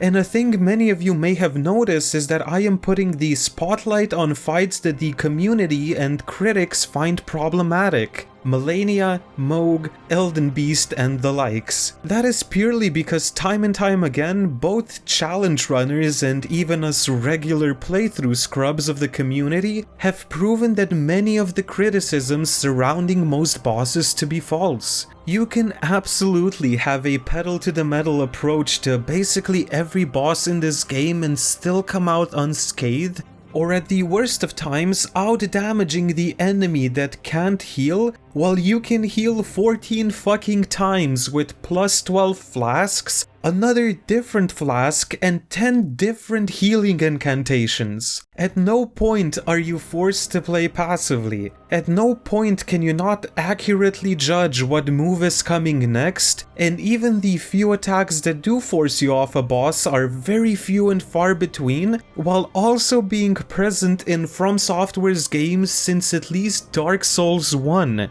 And yet people still make videos to this day claiming otherwise. In comes Melania with an attack that, unless you know a weird strategy or two, cannot be dodged fully and hits you a few times, with every attack of hers that hits you even healing her. Now let's get the obvious out of the way. Every other attack Melania throws at you can be dodged or outspaced. Once you know how to dodge Waterfowl Dance, you can literally dodge it while playing on Donkey Kong bongo controllers. Once you know this attack exists, you can even outspace it, use Ashes of War like Bloodhound Step, or my personal favorite, Vow of the Indomitable on a one-weight shield to literally phase through most of the first barrage of attacks. Or even pull out a 100% block shield, not take a lick of damage but watch Melania heal for a bit, because she heals even when hitting a 100% physical block shield. Ignoring all of that, while also ignoring the fact that super strong summons still provide an advantage to you, while also ignoring that you can beat Melania by just shield poking her, never dodging, and yet still literally out-damaging her healing with her being completely unable to even hurt you, and you are left with an attack on what is clearly meant to be the hardest boss in the game that hits you 2 or 3 times when dodged. And because of this attack, the critics and Dark Souls purists of the world lost their collective minds and still to this day think FromSoft can't design fair bosses anymore. Because a secret, optional boss fight in a secret, optional area that is hidden behind a puzzle in a different secret, optional area, which can only be accessed by finding a hidden prompt on an elevator after finding 2 halves of a secret medallion, each of them on the other side of the fucking map with no rhyme or reason for you to even find them, hits you a couple of times if you just so happen to get caught in the move and are too stubborn to use the myriad of different ways of essentially negating the move. Copy and paste the almost exact same sentence for Moog here and conclude that it's not a skill issue, it's a game design issue, and bam, millions of views, hundreds of thousands of people that agree with you, none of which are willing to actually learn the boss. There are so many goddamn weapons and incantations in this game. So many ashes of war, all of which just waiting for you to test them out, and even designed with the intent of feeding into the power fantasy of just walking up to a boss fight and making them your bitch with the press of a button if you so choose. But no, I get forcibly hit 3 times for half of my HP that I can just heal back up instantly because I am choosing not to use the myriad of different equipment the game provides. Must be horrible game design. If you take nothing else from this video, no other piece of wisdom or fun little fact that I sprinkled throughout, please just understand that taking damage is the point of these games. And that through trial and error, and in the end by learning and grasping the deeper mechanics of this game, and even through sheer perseverance, you can negate the amount of damage you take to literally 0. In Elden Ring, it's not just rolling attacks at the right time, it's rolling attacks in the right direction, outspacing attacks by sprinting away from the boss, jumping over attacks, and even using tools that further help you in these situations. And guess what? No matter what anyone else tells you, that is what From Software's game design has been since at least Dark Souls 1, minus the last 2 because we didn't really have a designated jump button that gave your legs iframes, or all that many tools to help you with dodging damage. Don't see Quelaag doing her butt AoE and try to roll through it? Damage taken. Try to roll the myriad of well-telegraphed attacks from bigger bosses without proper spacing or directional movement? Nope. Damage. How about certain sword attacks? Nope. Sound familiar? Elden Ring is just a way faster, way more intense, and way more difficult game to try and do these things in a consistent manner. It requires skill, talent, good reactions, and most importantly, a willingness to learn from your mistakes and try different things. And if you're too stubborn or unwilling to learn, why critique the game under certain specific parameters that you yourself are unwilling to learn? Elden Ring's bosses are some of the most blood-pumping, high-intensity, and mechanically deep fights I have ever fought in my life. And instead of actually talking about them, I have spent the better part of 10 minutes defending them against dumb allegations. So, if you will, please allow me to change my tone a bit. Margit is one hell of a tutorial boss, mixing in intentionally slow, drawn-out attacks during which the player can do a myriad of things instead of just waiting for the dodge timing, with fast, low-damaging attacks that can be part of a combo and learned how to dodge. His second phase sees him adding a spectral hammer to his arsenal, with him now having way more delayed, hard-hitting attacks mixed in with the quicker dagger attacks. He is the perfect prototype for every major boss to come in this game, and mix that in with the fact that he is a valuable teaching moment for many players to not just follow the guidance of grace, but actually go into the open world, explore, and come back at a later time, potentially becoming much stronger. And this makes him the best tutorial boss From have ever designed, in my opinion. Godric is visually designed to be a mess of grafted limbs with the intention of scaring the player.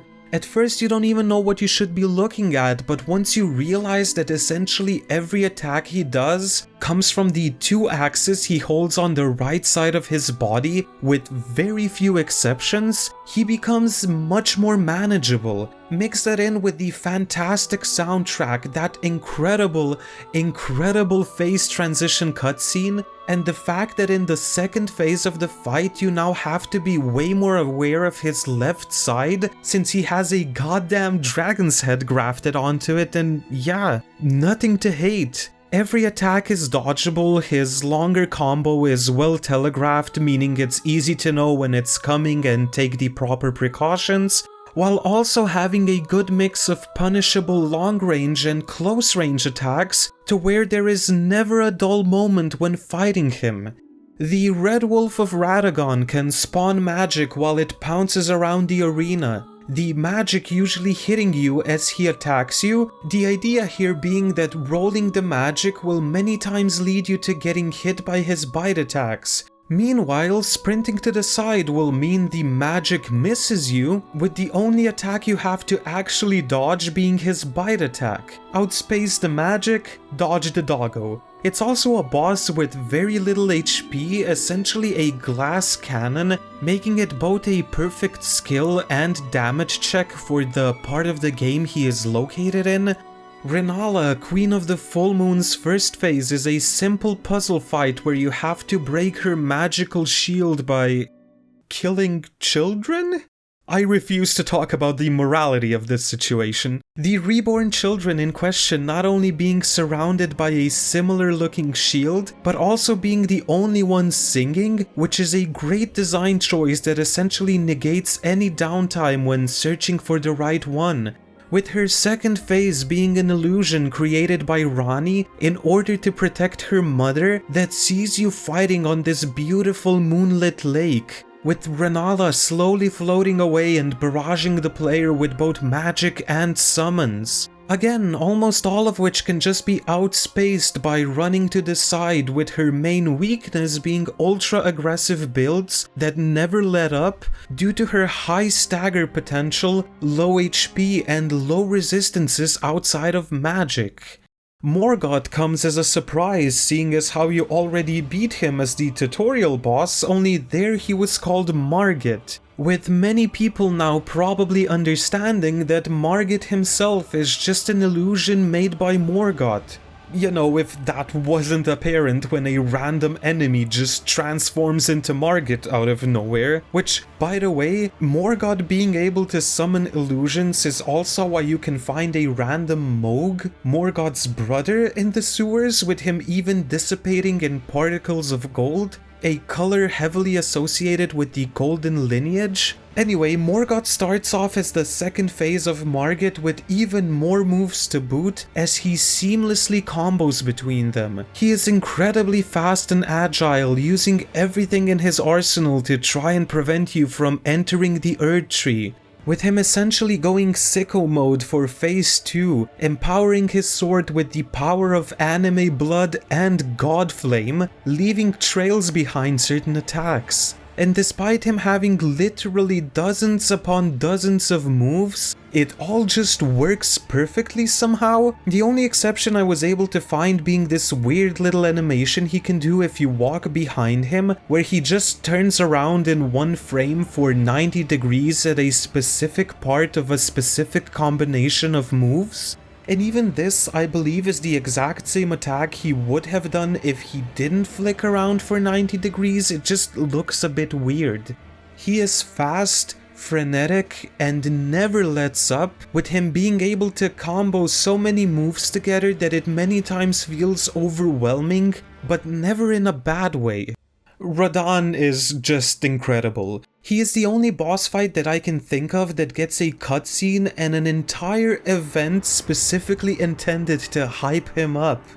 You start with what feels like miles of land between you two, as this once incredible warrior now being eaten alive by miscellaneous scarlet rot rains hellfire on you as you attempt to close the distance. You can even summon like a dozen other NPCs and turn this fight into a gigantic raid fight. I personally prefer to fight him solo as there's less randomness to who he'll decide to hit, but I can't dislike the pure Kino as you see him getting rushed by a dozen people just for them all to probably eat shit and die. Many people have a problem with the camera in this fight, to which I reply, you'd be surprised how much of a giant horse-riding man you can see if in between his attacks you stop being constantly aggressive and just back off for a few moments to bask in his full glory as he deja vu drifts into your personal space.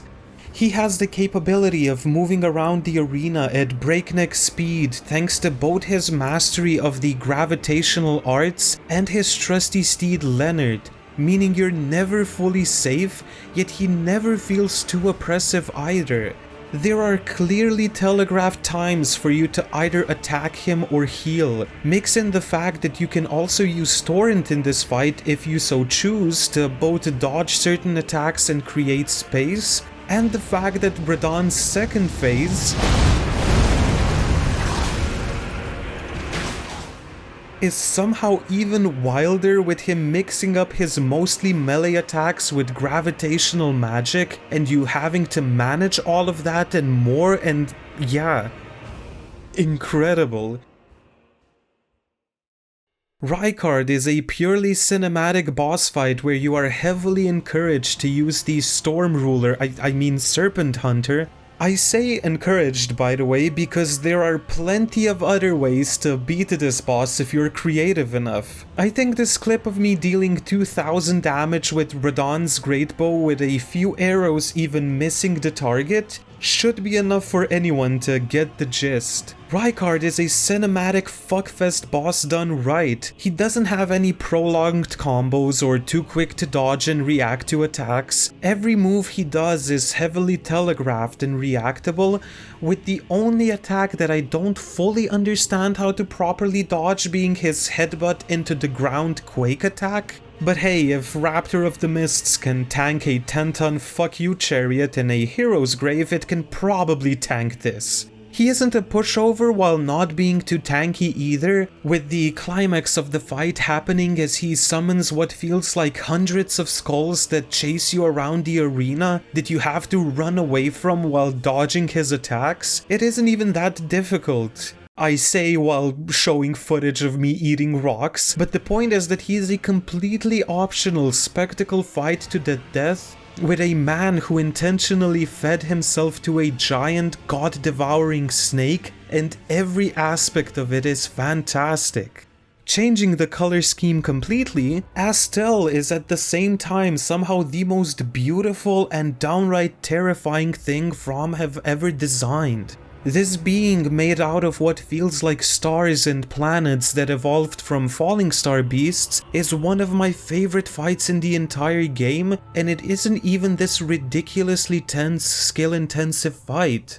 The entire point of Astel is that its weak spot, which is its head, also happens to be where you are at the most danger of taking damage. Think Midir from Dark Souls 3, but the Nightmare Fuel version. Every single attack Astel does is designed in a way to protect its head, with the caveat that for some of them it's better to roll away from, while others are better dodged by going directly underneath the boss itself. You should, however, never stay underneath it for too long, not only because of the low amounts of damage you do to its body and legs, but also because you don't see anything the boss is doing. So if you ask me, the boss itself kind of inadvertently is best fought when you're directly in the zone of most danger. But then again, I am certain different people have different ways of fighting him that are just as effective as my way. There's probably someone out there watching this saying, meh, I just stand underneath Astel and lightning go to roll it until it dies. And I could just go on and on. From the oppressive magic spam bullet hell that is Sir Gideon Ofnir with you having to bait and evade certain attacks of his, using the power of physical exercise and strafing, to the Olympic gold-winning gymnastics of Malekith, a truly brutal boss fight that wields a sword made from death itself, which I believe lore-wise at its peak was strong enough to instantly kill anything it touched, with its strength being toned down over the years for a variety of reasons. Malekith jumps and combos like the absolute dog that he is and might be in contention for the boss fight with the hardest to find punish windows out of every boss in the game. The game ends with Godfrey, Radagon, and Elden Beast, the first of the three being the best thing to happen to video games since Garry's Mod released. Garry's Mod, you know what that is? Yeah, I used to get kidnapped in dark RP servers, and I was like the kids screaming in their basement, and they had me kidnapped there, like 30-year-old dudes, you know? It was really weird when looking back at it. No matter if he's acting all lord-like and fighting you in a manner befitting a king, or shedding off those restraints and Batista bombing you from the top ropes, every ounce, every millisecond of this fight is tense, it never slows down, and literally every move this man does can be punished properly, despite him seemingly never stopping to catch his breath. Even his AoE attacks can be rolled through and attacked during. However, roll these attacks poorly and you can say bye-bye to half of your HP.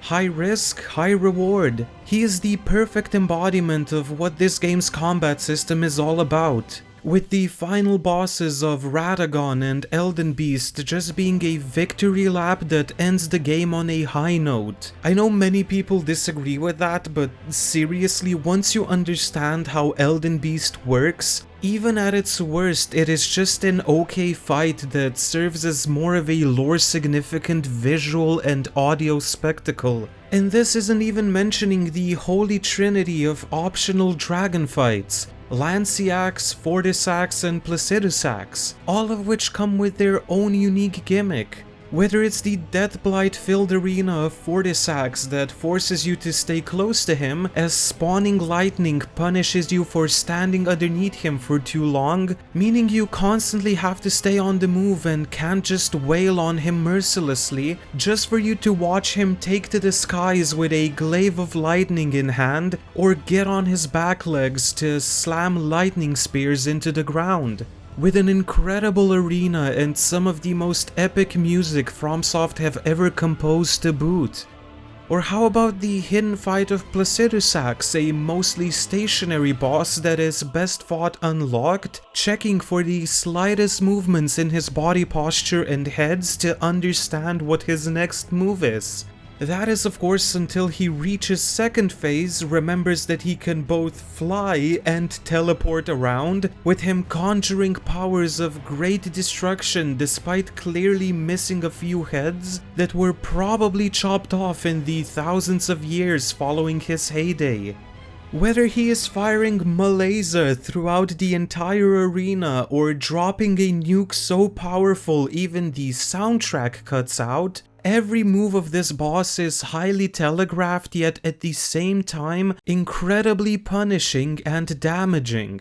This isn't even mentioning the Black Knives, Darth Vader and his knight equivalent bell-bearing hunters, Valiant Gargoyles, the Godskins as their own separate fights, the Leonine or the calmness, serenity, and beauty of the ancestor spirits. And I understand that for the past 15 minutes the video can just be boiled down to this boss good, that boss good, that boss even better. But for real, unless I go into every single attack and every single combo and find every single minute way of dealing damage to an enemy encounter and every single instance of safe healing, because if you don't know, certain bosses and enemies now have animation reading and punish you when you heal, except if you heal during their attacks or when far enough away from them, which is all just part of the game trying to teach you to look for opportunities to heal during enemy moves. There is literally nothing else to say. The skill ceiling of this game is somewhere in the goddamn mesosphere. The skill floor of it is not really a floor, it's like a skill tectonic plate with you being able to literally one-shot everything in this game if you choose to do so. And 400 hours in, I am not even close to scratching the surface of that seemingly unreachable ceiling. But the most beautiful part about that is that I don't have to be anywhere close to it if I don't want to. Yet for every small move I make towards it, the game just keeps on rewarding me. And with every new playthrough I do, I still find new, surprising ways to fight these incredible bosses. Dear Mikola. Oh, dearest Mikola. My brother. I'm sorry. I finally met my match. This part of the video is noticeably shorter than many of the other parts, and I want to make it fully apparent that I am not some PvP or co-op enthusiast. If I had to put myself into a camp, I am way more of a co-op kind of guy, even though I ironically never summon anyone into my world. Like, I joined a few Iron Keep fight clubs here and there, cosplaying as Ornstein. In Dark Souls 3, I also did my fair share of Aldrich Covenant invasions while I was farming for those stupid Proof of Concords for a weapon buff I then never used. Gotta get those achievements though. Chances are I invaded with the Dragon Slayer Great Axe, my favorite weapon in that game, while offhanding a Kaistus for parries, because it's practically invisible and nobody expects that sweet Kaistus parry. But overall, I'm not really that into PvP. I don't really care about it all that much, and even when I do PvP, I never care about the meta, so I won't be passing any judgment. But I do have to admit that the few encounters I did have while playing were actually pretty fun. Like, the ecosystem of invasions from my limited exposure to it can be summed up by saying, invaders can only invade people that have summons helping them in co-op. This leads to fights where the invaders are usually matched 3v1, hence invaders usually try to min-max the ever-living shit out of their build to where they basically one-shot anyone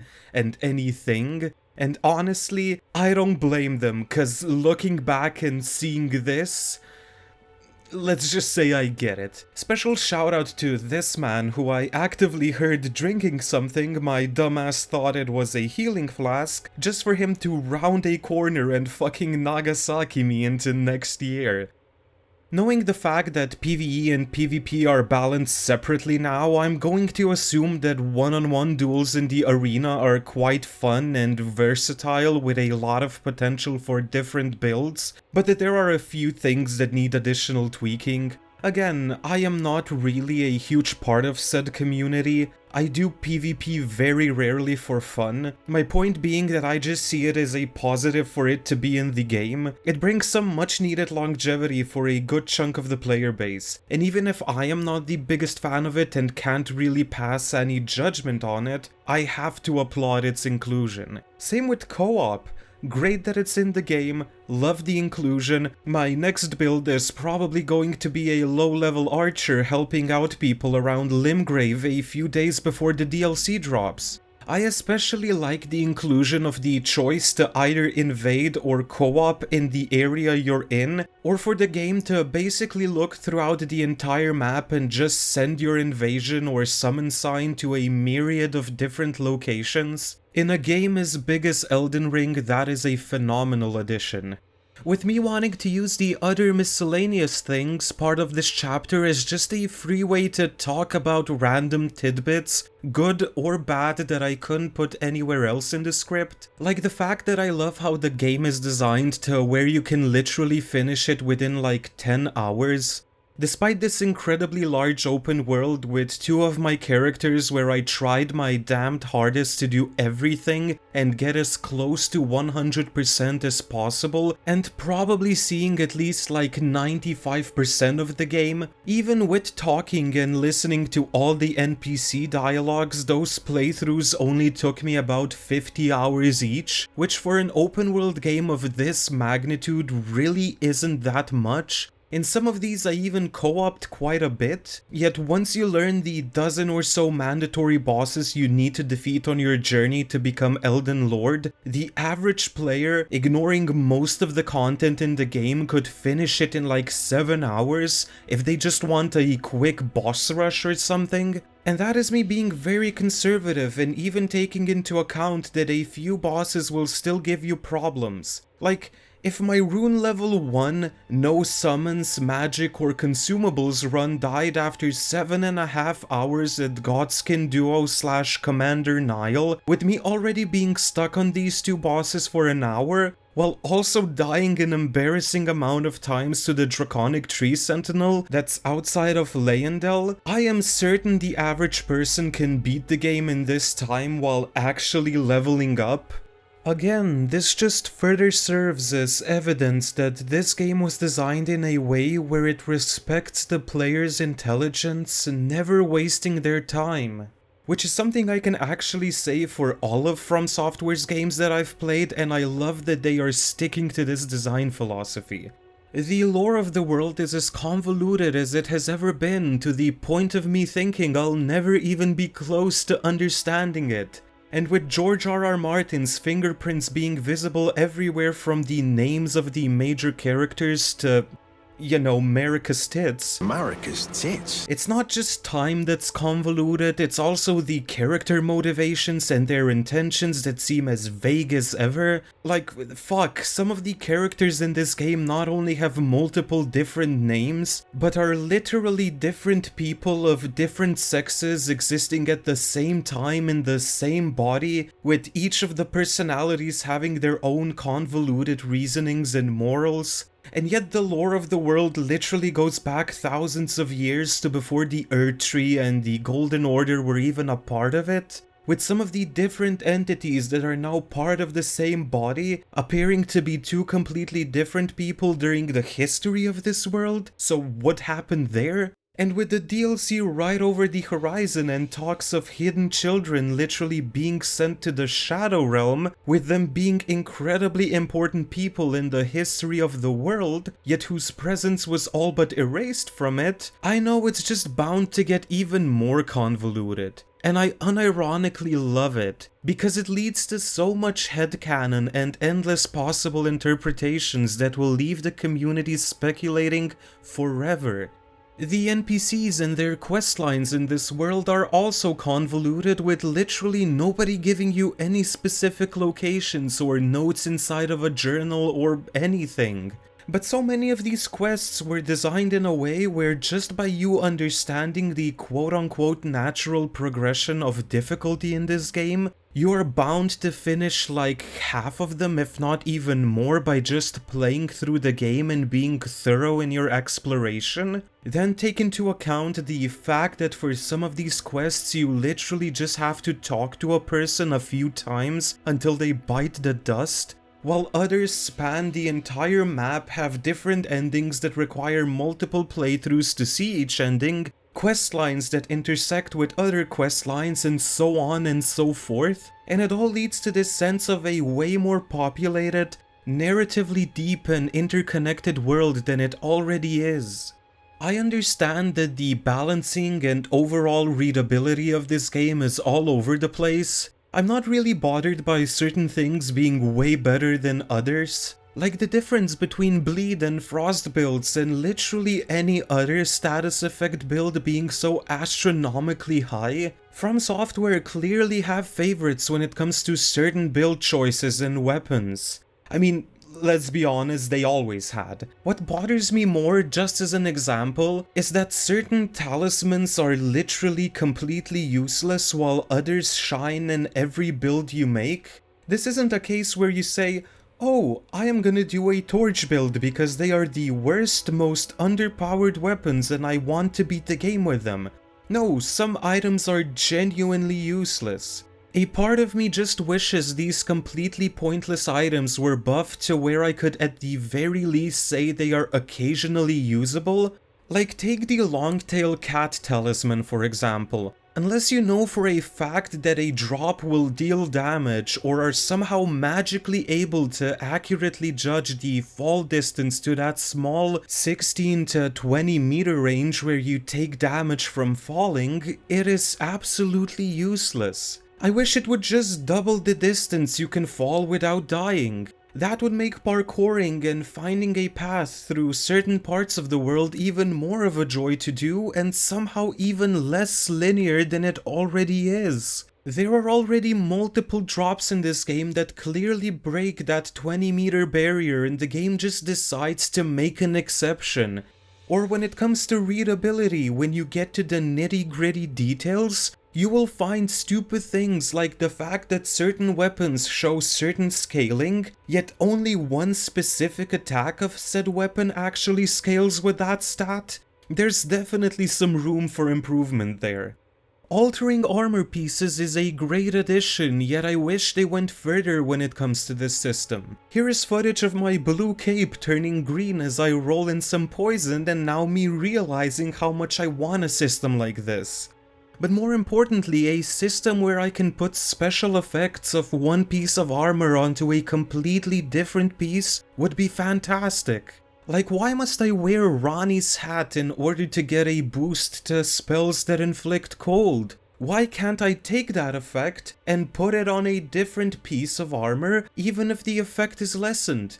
I know many people dislike the inclusion of spirit summons, but I also have no issue with the way they were added to the game, especially when half of them fall off so much in the late game that you might as well not even use them. They are a completely optional part of the game that you can either completely ignore or use to your advantage, just like every other thing you pick up in this game. I just wish certain bosses would react in different, surprising ways to them. For instance, what if any of the commander fights only summoned their own spirits if you summoned yours first? Or if they, in reaction to you summoning them, instantly went into second phase? I don't know, something to give a good chunk of them just a bit more of a risk-reward type deal, while also adding additional replay value when it comes to many of the bosses. And I understand that these proposals might just come across as greedy, especially in a game as filled to the brim with content and replay value as Elden Ring. I just like to remind you that this isn't a slight towards the overall quality of the game, just in case you forgot what the title of the video is. And I believe that's it. Yeah. If I think of something else, I will quickly put it on the screen here, which you can feel free to pause and read, and if not, onwards we go to the...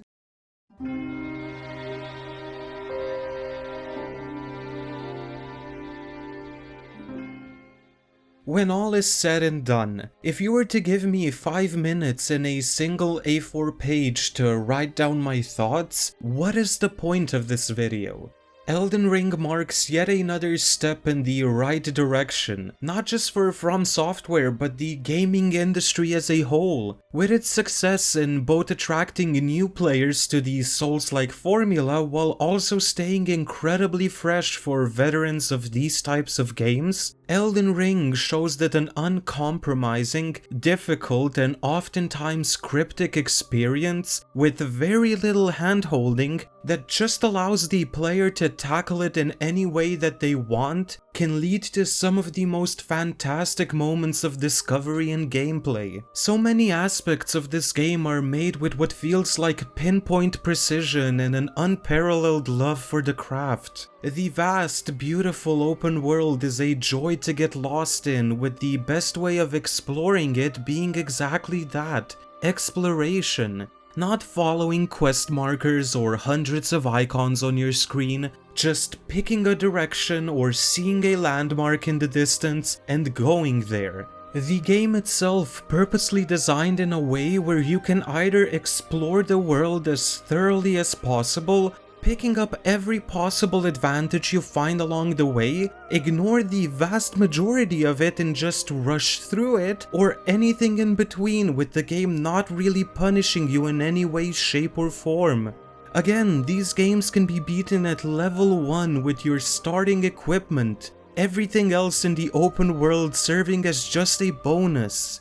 The world follows its own logical rules with seemingly no care for what the player is doing. This makes it a way more believable and way less video gamey feeling world. Every enemy's HP, poise, resistances, and damage dealt in this game stay at a set value, no matter your level, equipment, or skill, making them fair fights at any level where you need to either get good and learn their moveset, or interact with the open world to find loot that helps you with the challenges the game throws at you. The combat scenarios themselves are designed with the sole intent of being difficult to master, yet absolutely fair once reaching that level of mastery, with the game giving you literally thousands of different pieces of equipment and leveling choices to help you along the way. Enemies and bosses aren't just fair, they are some of the best the industry has to offer, with attacks that can be dealt with in a myriad of ways. This is a game where your skill as a player isn't just gifted to you via stats, it is earned and something that can be felt. With a skill ceiling so high that I am certain 99% of people, myself included, will never even get close to reaching it. It is one of the greatest gaming experiences I have ever had, and the fact that 400 hours in, I am still learning new things, trying new weapons and ashes and being rewarded for that and just generally getting better at the game, should speak volumes to the game's quality and depth. And just to keep it numerical, unless you are the type of person who sees one tiny mistake in any given art form and now thinks said art isn't perfect and give it a 9.9 or something, which is valid by the way, you do you. When I look at Elden Ring, this game with about 170 boss fights, many of which being reused, yet the only reuse that actively bothers me being Godfroy. In a game filled to the brim with bosses and enemies, I feel neutral towards 2 of them. All of these bosses and enemies having literally thousands of attacks shared among them. And yet aside from Morgoth's weird spin, Godskin Noble's belly attack, the fact that the poison in the duo gargoyle arena could be a bit less see-through, and the fact that a couple of enemies' charge attacks can be seemingly stopped by staggering them, yet all of a sudden 1 frame later they instantly go back into their charge like nothing happened, I can think of no other attack or animation in this game that looks off. For every subpar hitbox, I have footage of literally hundreds of incredible hitboxes that never fail to amaze me. For every bad or useless piece of equipment, you have literally hundreds of pieces that are usable and viable in their own way, many of them potentially completely changing your playstyle.